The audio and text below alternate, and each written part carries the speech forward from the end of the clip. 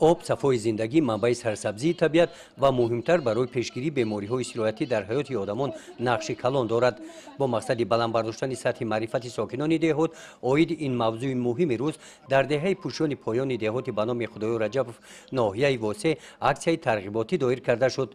تشبثکار این همایش مهم اکولوژی، کارمندان مرکز تشکل طرز حیات سالم در ناحیه واسع با این چاره‌بینی مدت یک هفته آمادگی دیده آن را در سطح بلند دایر نمودند. در این همایش خواهد کرده شد که باعث افتخار و سرفرازی است که ابتکارات جهانی کشور ما عاید به مسئله‌های آب و اقلیم در مقیاس سیاره عملی گشته ایستادند. از این رو هر یک انسان در تازه نگاه داشتن این ثروت طبیعت سهم ارزنده باید داشته باشند.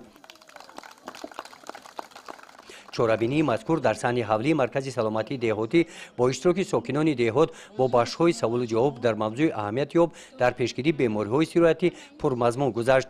در خدمت فرهنگی چاره‌بینی با جلب خوانندگان مؤسسه تسلیحات میانه عمومی رقم 23 دهه اسمابیکا و کارمندان مرکز سلامتی دهه پوشان پایان صحنه‌های جالب تربیوی در موضوع آب و پیشگیری بیماری‌های سیرایتی نمایش داده شدند.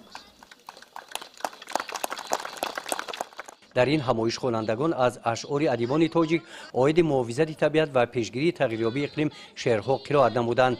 برای اشتراک فعالانه ساکنان دهات در چنین چاره‌بینی معرفتی از نام مرکز تشکل طرز حیات سالم در ناحیه واسع اشتراکچیان فعال این چاره‌بینی با تحفه‌های مالی سرفراز گردانیده شدند. گزارش خواجه نظریف خدای نظر ظهوروف از ناحیه واسع برای برنامه اطلاعاتی نوید.